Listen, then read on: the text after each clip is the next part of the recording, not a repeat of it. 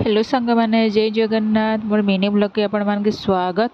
एटा देखो सकालू सकालू के नजारा होइछे पूरा मस्त कुहुड़ी टिके पड़लान शीत मास हेलान तो आउ देखो पूरा मोर गोलाप फूल केते मस्त फुटी बढ़िया दिशे एत सुंदर दिशे ना। तार आम छुआ मैंने देख ये सकालू खेलुन ताकर खेल चली खाबानी पीबानी ताली 7 बजे ब्रश भी नहीं करवार ताली दुहे वो हमार मामा तो चा बनी कर भी दे सारान मत देख मोर चा पिया भी सरीगलान।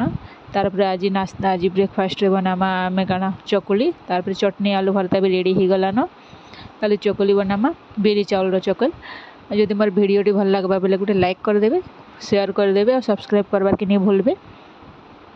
देख आज मोर फास्ट ब्लॉग यहाँ हूँ मोर मिनी ब्लॉग प्लीज टी सपोर्ट करेंगे। आउ देख हमार चकुली पिठा भी रेडी तार पर नाश्ता करदेमा।